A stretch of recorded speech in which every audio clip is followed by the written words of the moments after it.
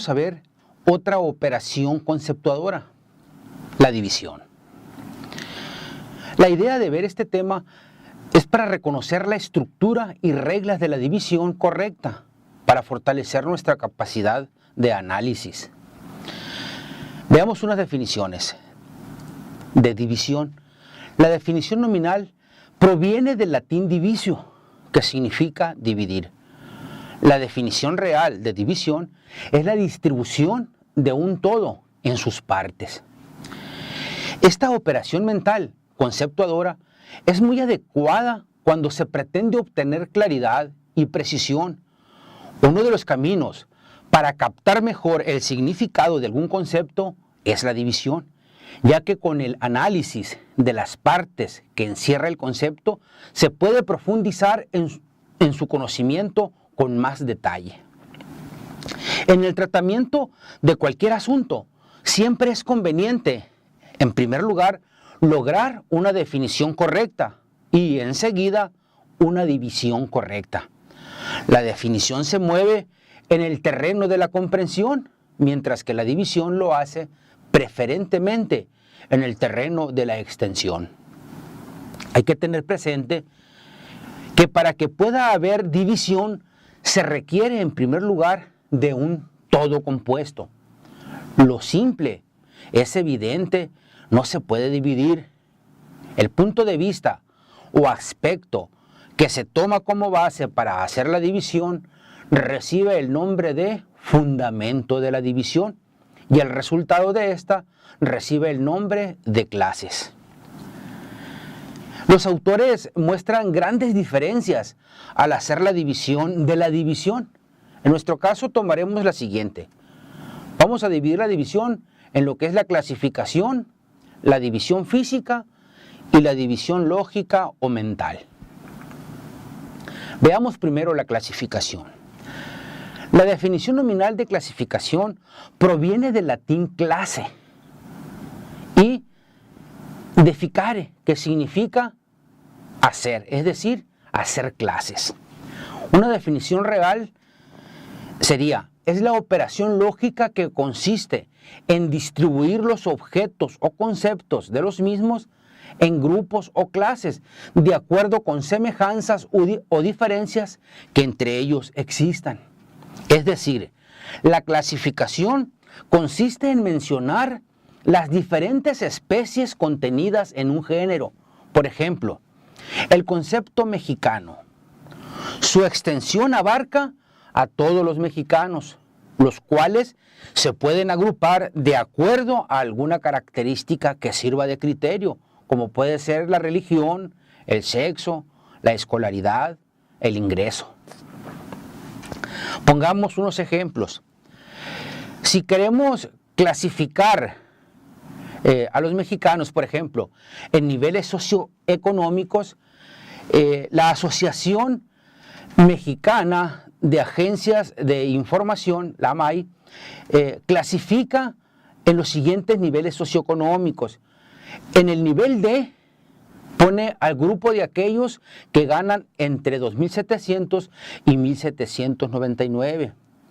Digamos, el grupo C, por ejemplo, gana entre 11.600 a 34.999. Como se observa, pues, más de 85.000 se pone un grupo que se le llama A diagonal B. Otro ejemplo. Si tenemos las virtudes intelectuales, estas las podemos dividir en las virtudes del entendimiento teórico y del entendimiento práctico. Dentro de las del entendimiento teórico, pues está la inteligencia, la ciencia, la sabiduría. Y dentro de las del entendimiento práctico está el arte y la prudencia. Otro ejemplo. Si tenemos, por ejemplo, el reino animal, normalmente cae en dos grandes grupos, en vertebrados e invertebrados. Y cada uno tiene, pues, sus propias especies. Luego viene la división física. Este tipo de división consiste en desarticular las partes físicas que materialmente tiene un ser singular. Así, las partes de un traje, las partes de un automóvil o las letras de una palabra. Ciertamente no es la más usada en las ciencias, pero hay algunos ejemplos como en la anatomía. Así tenemos, por ejemplo, que el cuerpo humano normalmente se divide en cabeza, tronco y extremidades. Es una clásica división. Otro ejemplo puede ser la división física de una bicicleta. En ella pues distinguimos que las ruedas, el cuadro, el asiento, los manubrios, los pedales, la cadena, en fin, cada una de las partes físicas que tenga la bicicleta. Veamos ahora la división lógica o mental. Este tercer tipo de división consiste en mencionar los elementos que encierra la comprensión de un concepto, distinguirlos y separarlos mentalmente.